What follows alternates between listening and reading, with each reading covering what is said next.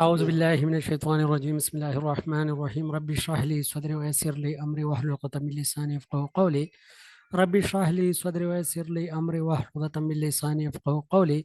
आज इंशाल्लाह हम पढ़ेंगे क्वेश्चन नंबर 95 से ऑनवर्ड। क्वेश्चन नंबर 94 तक हमने कंप्लीट किया था। 95 है have you listen from ESR। ठीक है, ESR अगर हम देखें तो ESR जो है मुशर्रफ के गवर्नमेंट में कुछ रिफॉर्म्स हुई थी एजुकेशन के हवाले से, जिसको हम कहते हैं एजुकेशन सेक्टर रिफॉर्म, ESR, और वी कैन से ESRP। ठीक है, एजुकेशन सेक्टर रिफॉर्म प्रोग्राम। हुआ इस तरह था कि चूंकि EFA गोल जब आ गए 1990 के बाद और फिर MDGs आ गए, तो जाहिर बात है उसको अचीव करने के लिए लॉन्ग टर्म प्लानिंग की ज़रूरत थी, लॉन्ग टर्म प्रोग्राम्स की ज़रूरत थी। तो इसीलिए और यूनेस्को ने ऑलरेडी रिकमेंड किया था कि 4% of the GDP shall be utilised for education and shall be allocated for education. ठीक है, तो वही 4% अचीव करने के लिए मुशर्रफ के टाइम में जो एजुकेशन में बहुत ही ज़्यादा बूस्टअप हुआ था, तो बेसिकली इन्होंने जो एलोकेशन ऑफ बजट था वो बहुत ज़्यादा किया था। ESR प्रोग्राम इन्होंने स्टार्ट किया था, जिसके लिए इन्होंने 55.5 बिलियन रुपए जो है RSO मुख्तस किए थे। और इसी प्रोग्राम के अंदर कुछ एम्स थे कि हमने अपनी लिटरेसी रेट जो है वो 51% से 60% तक ले जाना है। ठीक है, और एडिशनल क्लासरूम्स, लेट्रिन्स, और इसी तरह रिक्रूटमेंट ऑफ टीचर्स, और इसी तरह स्कॉलरशिप जो थे वो कुछ अनाउंस किए थे इन्होंने। ठीक है, तो ESR जो है एजुकेशन सेक्टर रिफॉर्म्स है, education sector reform 2001 to 2005। Cost of ESR was Rs 55.5 billion. The aim of ESR was to increase literacy rate from 51% to 60%. ठीक है, it was include to increase admission rate, provision of free textbooks, provision of boundary walls to schools, washrooms, additional classrooms, recruitment of 50,000 teachers, provision of scholarships to 3 lakh needy students, and reopening of thousands closed schools, and also to meet the required set goals of MDGs। चूंकि MDGs 2000 में आए थे, और मैंने आप लोग को बताया था कि MDGs जो थे ये अंडर डेवलप कंट्रीज के लिए थे। सेकंड MDG का जो सेकंड गोल था ओवरऑल 8 गोल में से 8 गोल्स थे MDGs के, millennium developmental goals. Goal number 2 जो था, जो स्पेसिफिकली एजुकेशन से रिलेटेड था, और गोल नंबर 2 कहता है कि यूनिवर्सल प्राइमरी एजुकेशन। ठीक है, उसके बारे में है। और उसके बाद 2015 में SDGs आता है, सस्टेनेबल डेवलपमेंटल गोल, जिसका गोल नंबर 4 जो है आउट ऑफ 17 गोल्स वो specifically inclusive and quality education पे बात करता है। ठीक है, तो ये था ESR question number 95। Question number 96 जो है उसकी तरफ हम बढ़ते हैं।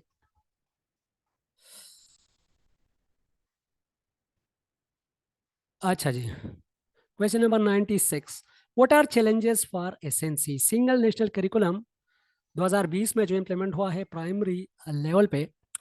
तो ये इसके लिए करिकुलम, इसके लिए चैलेंजेस क्या है या क्या थे। ठीक है, एक तो ये है कि चूंकि फर्स्ट पेज जो था इनका मार्च 2021 में इम्प्लीमेंट होना था, और फिर वो अगस्त 2021 को इम्प्लीमेंट हुआ, कोरोना की वजह से, कोविड-19 की वजह से थोड़ा ये डिले हुआ था। ठीक है, फर्स्ट जो प्राइमरी सतह पे जब ये इम्प्लीमेंट हुआ, तो जो मीडियम ऑफ इंस्ट्रक्शन था, तो medium of instruction was English. और जाहिर बात है कि कुछ एजुकेशन क्लास पर जो है, जिस तरह इब्न खल्दून है, वो कहता है कि अच्छा, आवाज मेरी पहुंच रही है? जी पहुंच रही है। अच्छा जी, अच्छा, ओके, थैंक यू। तो जो प्राइमरी लेवल पे जो करिकुलम है या मीडियम ऑफ इंस्ट्रक्शन है, वो मदर टंग होना चाहिए। ठीक है, ये कुछ फिलोसफर कहते हैं, जिस तरह इब्न खल्दून है। तो चूंकि अगर हम बुक को देखें और बुक पढ़े प्राइमरी लेवल के, तो उसमें ज़्यादातर जो बुक्स है वो इंग्लिश मीडियम के हैं। ठीक है, तो फर्स्ट तो इसमें ड्रॉबैक और चैलेंज यही है। नो स्पेस फॉर डाइवर्सिटी, चूंकि इसमें यूनिटी और इंटीग्रेशन की बात बहुत ज़्यादा है, तो जो डाइवर्सिटी है तो उसको कौन एड्रेस करेगा इस करिकुलम में, उसके लिए जगह नहीं है। टीचर अवेलेबिलिटी का मसला यही है कि चूंकि करिकुलम जो है और भी कंप्रिहेंसिव किया गया, और भी चीज़ें इसमें इंक्लूड की गई, तो टीचर की अवेलेबिलिटी का भी मसला था। टीचर ट्रेनिंग का भी मसला है, जाहिर जाहिर बात है, बुक्स नहीं है, चीज़ें नहीं है, तो कैपेसिटी बिल्डिंग के लिए जो है ट्रेनिंग होनी चाहिए। Course as lengthy and about the mental as at primary level. ठीक है, प्राइमरी लेवल के जो बुक्स है, चूंकि जो हमारा स्टूडेंट है ये थोड़ा वीक है, तो थर्ड क्लास तक और फोर्थ क्लास तक एक बच्चा इसी सिस्टम में ही पढ़ा हो और आप ऑटोमेटिकली उसको फोर्थ क्लास में और फिफ्थ क्लास में ऐसे बुक्स ला के दे को जिसकी जो कॉम्प्लेक्सिटी है वो ज़्यादा हो, तो फिर वो नहीं जो है पढ़ सकता, उसके लिए थोड़ा प्रॉब्लम होता है। ठीक है, तो private sector refuse to accept. हाँ, ये बहुत ही बड़ा मसला है, क्योंकि प्राइवेट सेक्टर वाले जो है वो ऑक्सफोर्ड, पाक और इस तरह के जो करिकुलम है वही पढ़ा रहे हैं। तो जब वो ऑफ होंगे तो फिर तो प्राइवेट स्कूल और जो गवर्नमेंट स्कूल है ये सेम तरह के करिकुलम पढ़ाएंगे, तो उनकी जो एनरोलमेंट रेशो है वो थोड़ी कम हो जाएगी। ठीक है, that's why they are refusing to accept it. Teaching aids are not these are needs for this, extra financial resources are required. इसके लिए जो एवी एड्स है या टीचिंग एड्स है उसकी भी ज़रूरत है, क्योंकि बुक्स नए है, सारा जो एक्टिविटी बेस्ड लर्निंग है, एक्सपेरिमेंटल और एग्जाम्पल बेस्ड लर्निंग है, तो उसके लिए जो एवी एड्स है वो भी रिक्वायर है। ठीक है, तो ये था क्वेश्चन नंबर 96, ये चैलेंजेस थे एसएनसी के लिए। अच्छा, question number 97, what is resource management? Resource को मैनेज करना for what? For effective use as well as for efficient use. दो चीजें, एफिशिएंट एंड इफेक्टिव डेवलपमेंट। ठीक है, जो भी रिसोर्सेज अवेलेबल है, तो रिसोर्सेज स्कूल के अंदर कौन कौन सी होती है? फर्स्ट, पर्सनल रिसोर्स या ह्यूमन रिसोर्स जिसको हम कहते हैं। सेकंड, कॉन्सेप्चुअल रिसोर्स स्कूल के अंदर जो होती है। थर्ड, टेक्निकल रिसोर्सेज भी स्कूल के अंदर होती है। फोर्थ, हमारे पास जो फिजिकल रिसोर्सेज है स्कूल के अंदर, तो वो भी हमारे पास रिसोर्सेज के अंदर आती है। जो फाइनेंशियल रिसोर्सेज है वो भी रिसोर्सेज है। ठीक है, तो जब हम इन सारे रिसोर्सेज को कंबाइनली इफेक्टिवली और इफिशिएंटली यूज करें, this is called resource management. ठीक है, the efficient and effective development of an organization's resources when they are needed. Such resources includes financial resources, human resources, physical resources, conceptual resources and technical resources। ये सारे resources जो है school के अंदर ही available होती है, तो इसको मैनेज करना, इनसे काम लेना, मैनेजमेंट का मतलब है काम लेना, the art of getting work done through other.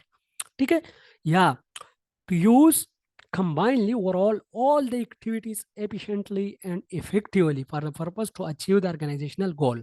ठीक है, तो ये हमारे पास मैनेजमेंट है, और ये है रिसोर्स मैनेजमेंट, कि जिसमें हम जितने भी रिसोर्सेज है स्कूल के अंदर उसको कंबाइंड यूज करें for efficient and effective development of an organisation. ठीक है, क्वेश्चन नंबर 98 है, what are the factors which influence validity? Validity क्या है? The extent to which a test measure for the purpose they are developed। मतलब एक test जिस purpose के लिए बना है, उसको अगर एक टेस्ट अचीव करे तो उसको हम कहते हैं वैलिडिटी। ठीक है, अच्छा, तो मतलब ये है कि कौन से फैक्टर है जो कि इन्फ्लुएंस करती है वैलिडिटी को? रीडिंग एबिलिटी, फॉर एग्जांपल एक ऐसा टेस्ट बनाया गया है कि जो रीडिंग, फॉर एग्जांपल रीडिंग की हम वैलिडिटी जानना चाहते हैं, तो हो सकता है जो रीडिंग एबिलिटी है उसमें मसला है। ठीक है, तो वो वैलिडिटी हमारे पास गेन नहीं होगी, क्योंकि एक चीज़ फॉर एग्जांपल बन गई है और हम उसकी वैलिडिटी देखना चाहते हैं बुक से, उसकी रीडिंग की वैलिडिटी अगर हम देखना चाहते हैं, तो अगर हो सकता है कि रीडिंग एबिलिटी हो, तो फिर तो वैलिडिटी उसमें नहीं होगी। सेल्फ एफिकेसी हमने पढ़ा था जेरोम ब्रूनर में, सॉरी बेंडोरा ऑब्जर्वेशनल लर्निंग में। एक सेल्फ एफिकेसी और एक रेसिप्रोकल डिटर्मिनिज्म, ये दो चीज़ें हमने वहाँ पर पढ़ी थी बेंडोरा ऑब्जर्वेशनल लर्निंग में। सेल्फ एफिकेसी का मतलब ये है कि एक बंदा कितना काबिल है, हाउ ही इज केपेबल। ठीक है, कि वो कितना केपेबल है या उसमें कितना पोटेंशियल है, तो दिस इज सेल्फ एफिकेसी। अगर सेल्फ एफिकेसी एक बंदे में है तो जाहिर बात है वो जो वैलिडिटी है वो अचीव होगी, अदरवाइज वैलिडिटी जो है वो अचीव नहीं हो सकती। एक और जो है टेस्ट एंजाइटी, ये बहुत ही बड़ा फैक्टर है। अक्सर इस तरह होता है कि एक टेस्ट है तो उसका अपना एक प्रेशर होता है, तो जो प्रेशर होता है, जो एंजाइटी वो क्रिएट करता है, तो इसकी वजह से भी उसकी जो वैलिडिटी है वो कम हो जाती है। ठीक है, लेंथ ऑफ टेस्ट या टेस्ट एंजाइटी हम इस तरह कह सकते हैं कि एक टेस्ट जब आप लोग सॉल्व करते हो किसी क्लासरूम के अंदर और फिर वो सॉल्व करते हो अपने पर्सनल रूम के अंदर, तो उसमें बहुत ज़्यादा फ़र्क होता है, क्योंकि जो टेस्ट एंजाइटी होती है वो स्पेसिफिकली क्लासरूम के अंदर या उसी जगह पर स्पेसिफिक जहाँ पर आप लोग टेस्ट देते हो वहाँ पर एंजाइटी बहुत ज़्यादा होती है, टेस्ट एंजाइटी। और जो आम आप लोग की पर्सनल जगह होती है तो उसमें एंजाइटी इतनी नहीं होती, तो वहाँ पर वैलिडिटी में फ़र्क होगा। ठीक है। लेंथ ऑफ टेस्ट, अगर टेस्ट बहुत ज़्यादा लेंथी है वैलिड नहीं हो सकता। डिफिकल्ट टेस्ट, ये भी वैलिड नहीं हो सकता। Not balance test, test balance नहीं है, जिस तरह हम कहते हैं कि टेस्ट को हमने जो है एक बैलेंस टेस्ट बनाना है, जितने भी कंटेंट है सब कंटेंट से हमने कुछ ना कुछ में डालने हैं। ठीक है। एम्बिगुअस टेस्ट है, कंफ्यूज क्वेश्चंस है, तो ये सारे हमारे पास क्या है, फैक्टर विच इन्फ्लुएंस वैलिडिटी। ठीक है। क्वेश्चन नंबर 99 है, what is mean by trend leadership. देखो, ट्रेंड या ट्रेनिंग का मतलब होता है कैपेसिटी बिल्डिंग, और इसका ऑब्जेक्टिव भी है ट्रेनिंग का। ट्रेनिंग का मकसद यही है कि किसी बंदे की या एम्प्लॉय की जो कैपेसिटी बिल्डिंग है वो हो जाए। ठीक है। तो एक ऐसी लीडरशिप के जिसमें एक बंदा ऑलरेडी क्या हो, ट्रेंड हो, जिसकी कैपेसिटी बिल्डिंग हो चुकी हो।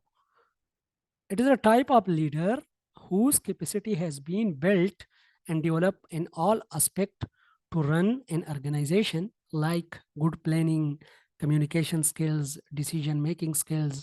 They are mastery of all the task of leader. पहले से उनको ट्रेनिंग दी जाती है, उसकी कैपेसिटी की जाती है स्पेसिफिक उसी जॉब के बारे में जिस जॉब के लिए वो जाना चाहता है या चाहती हो। ठीक है। तो जब उसकी कैपेसिटी बिल्डिंग हो जाए और वो फिर लीडरशिप का रोल प्ले करता है, तो this type of leadership is called trend leadership. ठीक है। और लीडर क्या है? Leader is a person who motivate and guide. Leadership as the ability to motivate and guide. ठीक है। ये छोटे छोटे डिफिनीशन अक्सर इंटरव्यू में पूछे जाते हैं। ठीक है। अच्छा जी, question number 100, what type of system school is. Bronfenbrenner एक थ्योरी उन्होंने दी थी, इकोलॉजिकल सिस्टम्स की थ्योरी। ठीक है। उन्होंने 5 सिस्टम दिए थे कि फर्स्ट जो है हमारे पास माइक्रो सिस्टम है, देन मीजो सिस्टम है, देन मैक्रो सिस्टम है, देन क्रोनो सिस्टम है, और उसके बाद लास्ट में जो है वो एक्सो सिस्टम है। और हर एक सिस्टम जो है वो बच्चे की डेवलपमेंट इंडिपेंडेंटली इफेक्ट करती है, निगेटिवली भी और पॉजिटिवली भी। ठीक है। तो ब्रोफेन ब्रेनर जो है इसके मुताबिक जो एजुकेशन जो स्कूल है, school is come under micro system. School भी माइक्रो सिस्टम के अंदर आती है और फैमिली भी माइक्रो सिस्टम के अंदर ही आती है। ठीक है। According to Bronfenbrenner, there are 5 systems which affect the child behavior, which includes microsystem. अच्छा, ये दूसरा जो है ये मीजो सिस्टम है, और second exosystem, chronosystem, macrosystem और एक क्रोनो सिस्टम, ये 5 सिस्टम्स है। ठीक है। School come under micro system, basically question यही है, लेकिन उसका जो सिस्टम थी, सिस्टम के नाम है वो 5 सिस्टम्स है। ठीक है। अच्छा जी, कोई कंफ्यूजन? अच्छा, आवाज मेरी पहुंच रही है? हबीब अस्सलाम रहमान। वालेकुम जी, आवाज पहुंच रही है? ये जरा फाइव फाइव सिस्टम जरा ये थोड़ा सा इसका बता दें कि अच्छा जी, डिफरेंस किस तरह। अच्छा इस तरह कर ला, ये क्वेश्चन आगे आ रहा है तो उसमें ये जितने भी सिस्टम है ये सब एक्सप्लेन हो चुके हैं। ठीक है। माइक्रो सिस्टम है, फिर मेजो सिस्टम है, फिर जो है मैक्रो सिस्टम है, फिर हमारे पास एक्सो सिस्टम है, और लास्ट में हाँ क्रोनो सिस्टम है, फिर एक्सो सिस्टम है। ठीक है। तो जो माइक्रो सिस्टम है ये वही सिस्टम है जो कि स्पेसिफिकली इंडिपेंडेंटली बच्चे की बिहेवियर को इफेक्ट करती है, जिस तरह फैमिली है, जिस तरह स्कूल है। ठीक है। तो ये इंडिपेंडेंटली क्या करते हैं, बच्चों की जो होती है वो बिहेवियर वो इफेक्ट करती है। फिर उसके बाद हमारे पास आती है जो है मीजो सिस्टम। तो मीजो सिस्टम वही सिस्टम है जो कि स्कूल और घर के दरमियान जो है, फॉर एग्जांपल टीचर है। ठीक है। तो ये जितने भी सिस्टम इसके दरमियान आते हैं, तो स्कूल और जो हमारे पास फैमिली है, इसको अगर हम लिंक कर ले तो it come under meso system. ठीक है। फिर हमारे पास आता है एक्सो सिस्टम। तो एक्सो सिस्टम जो है वो वही सिस्टम है जो कि स्पेसिफिकली फॉर एग्जांपल एक बंदा जो है वो बाहर सिस्टम तक चला जाता है, इसका ट्रांसफ़र होता है किसी जगह पर, या जो है उसकी वालिद साहब की या उसकी जॉब जो है कि और जगह वो शिफ्ट होता है, तो फिर वही जो सिस्टम जो इफेक्ट करती है तो वो है एक्सो सिस्टम। ठीक है। एक क्रोनो सिस्टम है। क्रोनो सिस्टम वो है, क्रोनो का मतलब है टाइम। टाइम के साथ जो चेंजेस आते हैं और उसके साथ जो हमारे पास जो इफेक्ट होते हैं बिहेवियर, तो this is something related to, for example एक फैमिली के अंदर जो है तलाक वाक़या होती है, तो उस पे बच्चों का जो असर होता है, तो क्रोनो सिस्टम है जो कि हमारे पास टाइम टू टाइम जो है ये वाक़या होता है। एक्सो सिस्टम का मैंने आप लोग को बताया, लेकिन एक्सो सिस्टम जो है स्पेसिफिकली ब्रॉड सिस्टम है, जिस तरह हमारा पॉलिटिकल सिस्टम है, जो हमारा इकोनॉमिक सिस्टम है, हमारा जो है ये रिलीजियस सिस्टम है, तो ये सारे ब्रॉड सिस्टम जो है these are the exo system. ठीक है। लेकिन ये थ्योरी आगे आ भी रही है, इंशाल्लाह इसको हम पढ़ेंगे डिटेल में, क्योंकि बहुत ही ज़्यादा इंपॉर्टेंट थ्योरी है, तो उसको हम इंशाल्लाह इसको हम उसमें डिटेल में पढ़ेंगे। ठीक है। सर जी जी। बस अच्छा, आपकी आवाज़ नहीं आ रही है, मेरे ख्याल में नेट का थोड़ा इशू है। Kindly you can ask your sir question. MD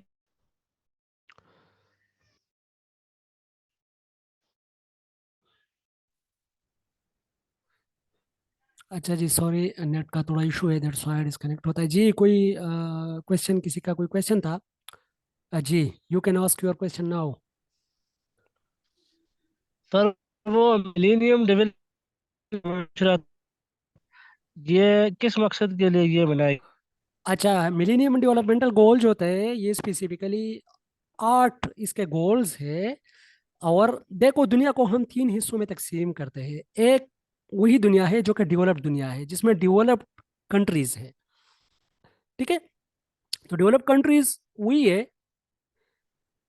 अच्छा, 1 मिनट में थोड़ा अच्छा, मेरी आवाज़ पहुंच रही है? रबना।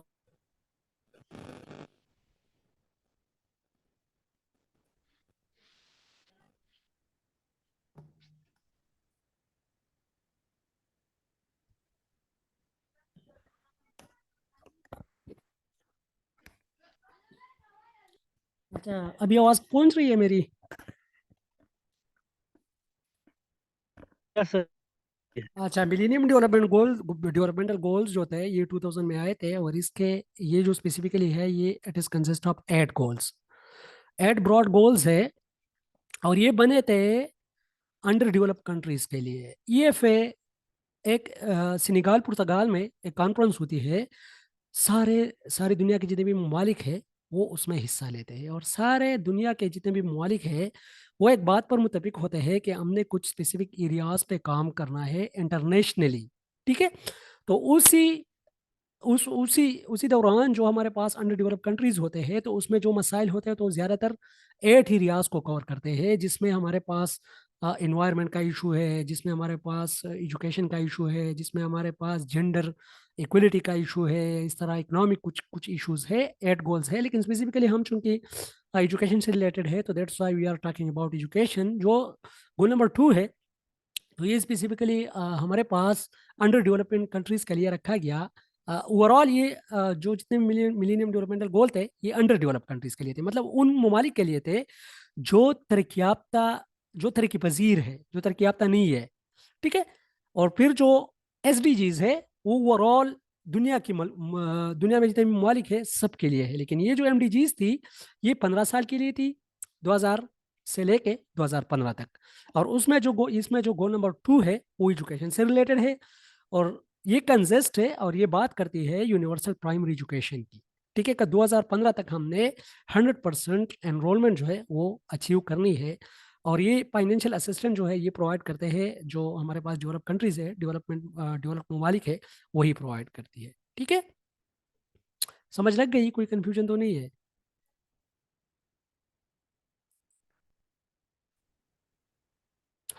अच्छा जी।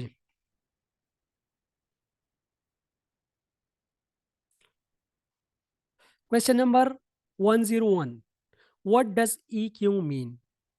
Emotion quotient. ठीक है। आई क्यू, ई क्यू, ये चीज़ें मैंने एक वीडियो में एक्सप्लेन भी की हुई है। अगर कोई इंटरेस्टेड हो तो मेरे चैनल पे जाके आप लोग उसको वॉच कर सकते हो। ठीक है। Perceive, understand, use and handle of emotions.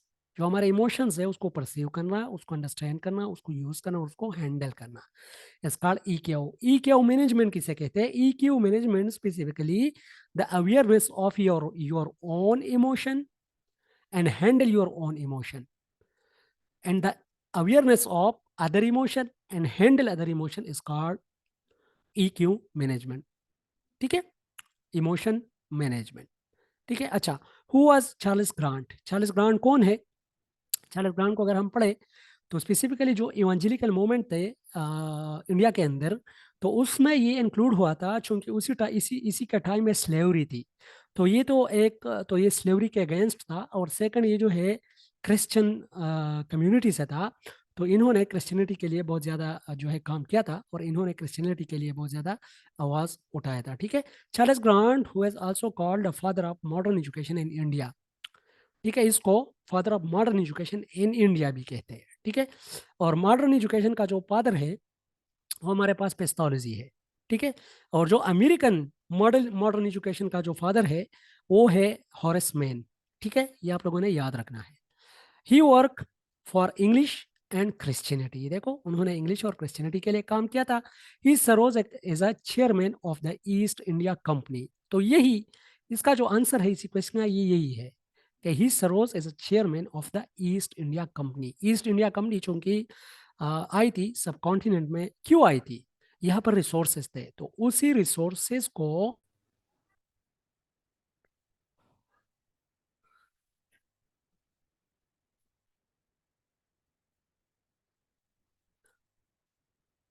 तो मैं ईस्ट इंडिया कंपनी की बात कर रहा था कि जब ईस्ट इंडिया कंपनी आ गई पाको हिंद में, बरसगीर पाको हिंद में, तो यहाँ पर उनका मकसद यही था कि जितने भी रिसोर्सेज थे यहाँ पर, तो उन पर कब्जा करने के लिए। और सेकंड, यहाँ पर जो चीज़ें थी, चूंकि यहाँ पर इंडस्ट्रीज डेवलप नहीं हुई थी, तो बरतानिया में इसके लिए इंडस्ट्रीज थी वहाँ पर। तो जितने भी यहाँ पर काटन होते थे, जो क्रॉप्स होते थे, तो उन क्रॉप्स को ये लोग यहाँ से हार्वेस्ट करके ले जाया करते थे उधर, और यहाँ पर वहाँ पर उनको वैल्यू एडेड सर्विसेज प्रोवाइड करके अगेन हम पर बेचते थे। ठीक है, तो मार्केट को कब्जा करने के लिए इन्होंने ये ईस्ट इंडिया कंपनी जो है ये लॉन्च की थी। ठीक है, और ईस्ट इंडिया कंपनी जो थी ये स्पेसिफिकली, अच्छा, वैल्यू एडेड क्या होता है? वैल्यू एडेड मीन किसी चीज को वैल्यू देना, किसी खाम माल से खाम माल खाम माल को किसी रिफाइंड फॉर्म में चेंज करना। ठीक है, इसको कहते हैं, फॉर एग्जाम्पल, अगर हमारे पास काटन है लेकिन उसकी इंडस्ट्री नहीं है, तो काटन से जब हम कोई प्रोडक्ट बनाते हैं तो उसके लिए इंडस्ट्री की जरूरत है, तो वो इंडस्ट्रीज यहाँ पर नहीं है। ठीक, जिस तरह हमारे यहाँ पर एरियाज में इस तरह होता है, ये जो प्याज है, तो प्याज ज्यादा होते हैं, तो जब प्याज ज्यादा होता है तो हम ट्रकों में भरवा के इसको लाहौर, कराची और वहां पर इसको जो है ट्रांसपोर्ट करते हैं। वो लोग सस्ते दामों खरीद के इसको स्टोर करते हैं। लेकिन अगेन, जब ऑफ सीजन होता है यहाँ पर, जो प्याज की का सीजन जो है वो चला जाता है, तो वही प्याज हमें फिर अगेन, जो हम 5 और 10 रुपए पी किलो के हिसाब से उसको बेचते हैं, तो वो हम पे 100 और 200 के हिसाब से जो है वापस वो बेचते हैं। ठीक है, तो ये क्या है? ये एक वैल्यू एडेड है, क्योंकि वहां पर इनके लिए जो है इंडस्ट्रीज अवेलेबल है, यहाँ पर इनके लिए इंडस्ट्रीज अवेलेबल नहीं है। तो ईस्ट इंडिया कंपनी जो थी ये इसी गरज से आई थी, और जो स्पेसिफिकली चार्ल्स ग्रांट था ये इसका एक चेयरमैन था। और इन्होंने बहुत ज़्यादा काम किया था, एजुकेशन के हवाले से भी इन्होंने बहुत ज़्यादा ज़्यादा काम किया था। जो अगर हम देखें जो चार्टर एक्ट है 1813 का, तो उसमें भी ईस्ट इंडिया कंपनी ने 1 लाख रुपीज़ जो है वो एजुकेशन के लिए मुख्तस किए थे, कि हमारे साइड से 1 लाख रुपए जो है इंडिया एजुकेशन के लिए जो है उसमें सर्च खर्च होंगे। लेकिन वो फेल इससे हुआ कि वहाँ पर एक इशू था, इशू यही थी कि ओरिएंटलिस्ट और जो एंग्लोसिस्ट थे, कुछ कहते थे कि जो मीडियम ऑफ इंस्ट्रक्शन है वो इंग्लिश होना चाहिए, कुछ कहते थे कि नहीं, जो मीडियम ऑफ इंस्ट्रक्शन है वो हमारे पास लोकल लैंग्वेजेस होने चाहिए। तो इसी डिबेट में हमारे पास जो ईस्ट इंडिया कंपनी ने जो 1813 का जो एक्ट था पास किया था, वो अमेंड नहीं हुआ। फिर 1823 को अगेन वो पास हुआ। ठीक है, लेकिन फिर 1835 में लॉर्ड मैकाले का रिपोर्ट आ गया, तो इंशाल्लाह हम लॉर्ड मैकाले को भी पढ़ेंगे। He recommended English education in India to be official language for the company for the local affairs. ठीक है, लोकल अफेयर्स के लिए क्या होगी? इंग्लिश का जो लैंग्वेज है वही यूज होगा। लेकिन स्पेसिफिकली इस क्वेश्चन का जो आंसर है, हुआ Charles grant, he was the chairman of the East India Company। Enough। ठीक है, question number 103, who was Lord Macaulay? Lord Macaulay का तो बहुत ज्यादा इंफ्लुएंस है एजुकेशन के हवाले से। He was the president general committee of public instruction. President general committee of public instruction की जो कमेटी थी बनी थी 1823 के अंदर। और लॉर्ड मेकाले ने एक रिपोर्ट पेश किया था 1835 में, और इन्होंने कहा था कि a single shelf of English literature is better than the whole literature of India। ठीक है, लॉर्ड मेकाले ने जो मीडियम था वो मीडियम ऑफ इंस्ट्रक्शन वो इंग्लिश को रखा था कि medium of instruction should be English. इन्होंने एक रिपोर्ट पेश किया था बेंटम, उसी टाइम का जो बेंटेक, आई थिंक विलियम बेंटेक उसी टाइम का गवर्नर था उसको, और उस पेपर पर इन्होंने कुछ काम किया था स्पेसिफिकली। ठीक है, 1835 के अंदर।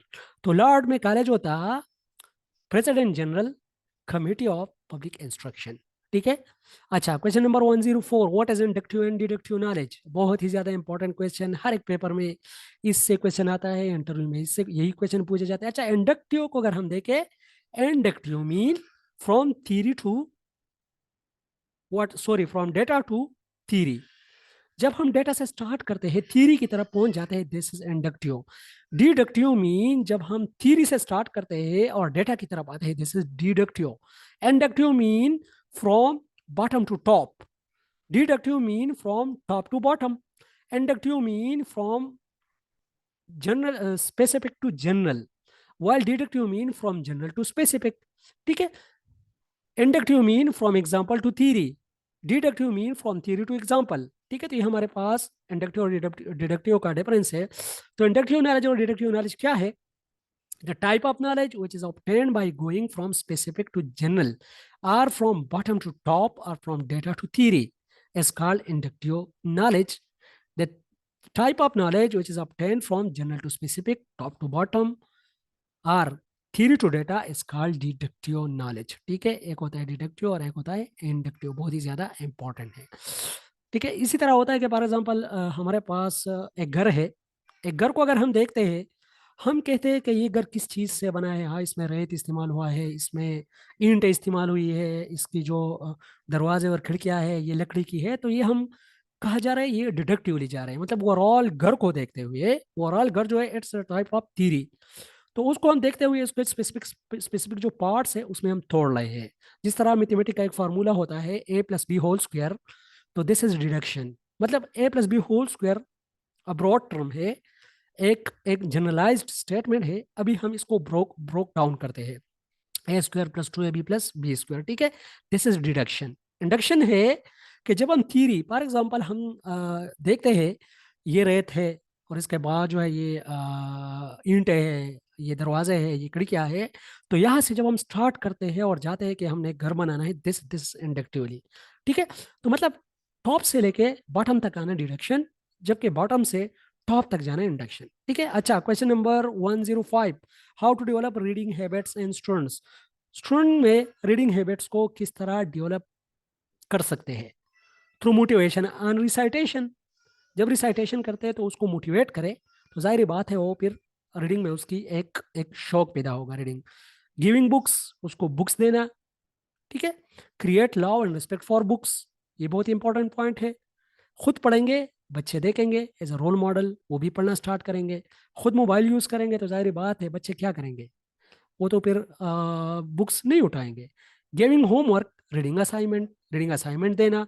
रीड अलाउड इन क्लासरूम के अंदर हर एक बच्चे से रीड अलाउड एक्सरसाइज करना या खुद भी रीड अलाउड इन क्लास। ठीक है, awareness session for the importance of books, making daily reading routine in the class, reading quiz, visit library and giving magazine for reading.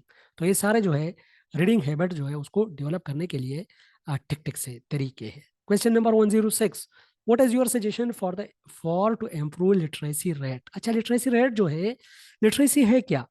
Literacy पहले पढ़ना और अपना नाम लिखना, हम उसको लिटरेट कहते थे। फॉर एग्जाम्पल एक बंदा है वो पढ़ सकता है और वो अपना नाम लिख सकता है, दिस इज लिटरेसी। लेकिन यूनेस्को ने फिर कहा था कि नहीं, रीड राइट एंड कंप्यूट, मतलब जो कि बेसिक चीज़ें हैं। कंप्यूट मीन ओवरऑल बड़े बड़े फार्मूलों को कंप्यूट नहीं करना, जस्ट स्मॉल, मतलब प्लस और माइनस अगर एक बंदे को आता है एट मीन के ही आर शी इज लिटरेट, ठीक है।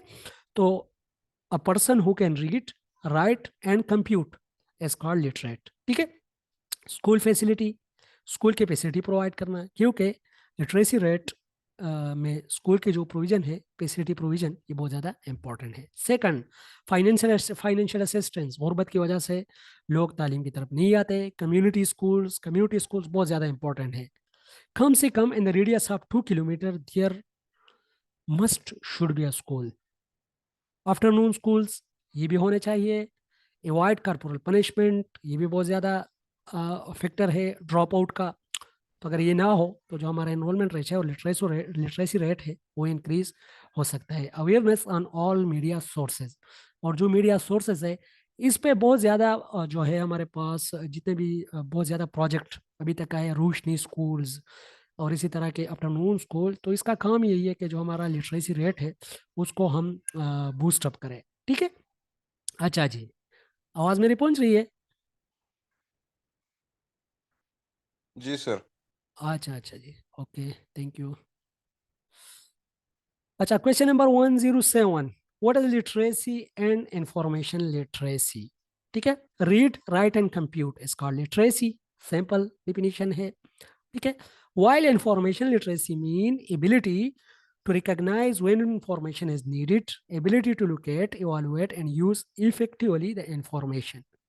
मतलब लिटरेसी के जो इंफॉर्मेशन है, information literacy mean ability to recognize when information is needed, जब इंफॉर्मेशन की जरूरत हो, एबिलिटी टू लोकेट, उसको लोकेट करना, इवैल्यूएशन उसकी करना and use effectively the information, और इंफॉर्मेशन को इफेक्टिवली यूज करना, ठीक है। मतलब information literacy is related to information, while literacy is the ability to read, write and compute, simple, ठीक है। तो इंफॉर्मेशन क्या है? इंफॉर्मेशन स्पेसिफिकली अगर क्वेश्चन पूछा जाए तो it is the refined form of data, ठीक है। जब डेटा का एक रिफाइंड फॉर्म आ जाता है तो उसको हम इंफॉर्मेशन कहते हैं। अच्छा जी, question number 108, explain parametric and non parametric test, ठीक है। स्टेटिस्टिक का एक क्वेश्चन है। चूंकि स्टेटिस्टिक में बहुत ज़्यादा टेस्ट यूज होते हैं, T test, Z test, chi square test, ये सारा टेस्ट जितने भी यूज होते हैं, तो हर एक के लिए एक स्पेसिफिक इंडिकेटर्स है। उसी इंडिकेटर्स को देखते हुए एक टेस्ट जो है वो एक बंदा अप्लाई कर सकता है अपने डेटा के ऊपर, ठीक है। तो पहले स्टेटिस्टिक क्या है? Statistic is simply the analysing of data and giving conclusion, ठीक है। The analysing of data and giving conclusion A statistic, ठीक है। स्टेटिस्टिक के अंदर हमारे पास फिर दो ब्रांचेस है फर्दर, ठीक है। तो इसको आगे इंशाल्लाह ये क्वेश्चन आ रहे हैं, ये तकरीबन 800-900 क्वेश्चन है इंशाल्लाह मेरे साथ। तो उसको ये सारे जितने भी क्वेश्चन है ये टाइम टू टाइम क्लियर होते जाएंगे, ठीक है। अच्छा, पैरामीट्रिक टेस्ट क्या है और नॉन पैरामीट्रिक टेस्ट क्या है? Parametric test are use for large sample size from 15 to 20 और अबव। जब सैंपल साइज 15 या 20 से ज्यादा हो जाता है तो हम पैरामीट्रिक टेस्ट यूज करेंगे। For large sample size, more statistical powerful test, ये स्टेटिस्टिकली पावरफुल टेस्ट, याद रखिएगा। जब सैंपल साइज ज्यादा होता है तो जो रिलायबिलिटी और वैलिडिटी है तो वो ज्यादा हो जाती है, लेकिन जब सैंपल साइज कम होता है तो फिर वैलिडिटी और रिलायबिलिटी इतनी ज्यादा नहीं रहती। फॉर एग्जाम्पल, 100 स्टूडेंट है, 100 में से आप लोग 80 स्टूडेंट उठा लो, उस पर रिसर्च कर लो, तो ये स्टेटमेंट वैलिड होगा कि नहीं? 100 में से आप लोग 10 स्टूडेंट उठा लो, वो वैलिड होगा, जाहिर बात है। जो 100 में से हम 80 उठाएंगे तो वही वैलिड होगा। That's why more statistical powerful test, ये मोर स्टैटिस्टिकल पावरफुल टेस्ट है parametric. It is used uncertainty mean कि जहां पर इंफॉर्मेशन सारे हमारे पास अवेलेबल ना हो। सर्टिनिटी वो होती है कि जहां पर इंफॉर्मेशन हमारे पास ए टू जेड अवेलेबल हो। अनसर्टिनिटी सिचुएशन वो होती है जहां पर इंफॉर्मेशन हमारे पास टोटल अवेलेबल ना हो, ठीक है। फॉर एग्जांपल, एक जगह पे हम रिसर्च कर रहे हैं, वहां पर हमारे पास जो पॉपुलेशन है उसका पता नहीं है कि कितना पॉपुलेशन है, यहाँ पर एग्जैक्ट फिगर का पता नहीं है, तो ये अनसर्टिनिटी है। रीजंस का पता नहीं है, ये अनसर्टिनिटी है, ठीक है। अच्छा, for interval in ratio scales data, interval और रेशो स्केल्स डेटा के लिए यूज होता है, while non parametric test are used for less sample size, और non parametric less sample size के लिए यूज होगा। अच्छा, ये हमारे पास नॉयर भी हम पढ़ेंगे, nominal, ordinal, internal, interval, ratio, इंशाल्लाह कल के लेक्चर में वो हम पढ़ेंगे, ठीक है। While non-parametric tests are used for less sample size, it is less statistically powerful test. ये इतना पावरफुल नहीं होता क्योंकि इसमें जो सैंपल साइज होता है वो लेस होता है, ठीक है। For nominal and ordinal data, मतलब नॉमिनल और ordinal data specifically qualitative data के अंदर ही आते हैं, और जो हमारे पास रेशो और इंटरवल है ये दोनों क्वांटिटेटिव टर्म में आते हैं, ठीक है। तो nominal mean just giving names are on the basis of name when we categorise, ठीक है। तो दिस नॉमिनल, ऑर्डिनल मीन कि जिसमें ऑर्डर्स भी हो और नेम नॉमिनल भी हो, दोनों की खसूसियात हो। फिर हमारे पास इंटरवल जो है कि जिसमें नॉमिनल के भी खसूसियात हो, ऑर्डिनल के भी हो और इंटरवल के भी हो, मतलब उसमें स्पेसिफिकली एक इंटरवल हो, ठीक है, जो स्टार्ट होते हो फॉर एग्जांपल 0 to 13 और 0 to 14, दिस इज इंटरवल, ठीक है। और रेशो जो है this is the last and the highest scale, जो कि again type of quantitative scale, और ये भी हम क्वांटिटेटिव डेटा के लिए यूज़ करते हैं। ये चारों इंशाल्लाह हम बिल्कुल ही इन डेप्थ पढ़ेंगे, क्योंकि ये बहुत ही ज़्यादा इंपॉर्टेंट है और यही पूछे जाते हैं इंटरव्यू में, ठीक है। अच्छा, व्हाट वाज सुफा? तो सुपा को अगर हम देखें तो ये एक इस्लामिक यूनिवर्सिटी थी जिसमें रहने के लिए जो हॉस्टल थे वो भी अवेलेबल थे, ठीक है। It was first residential institute at Medina. What was Dar Arqam? Dar Arqam was first school in Islamic history. First जो इस्लामिक स्कूल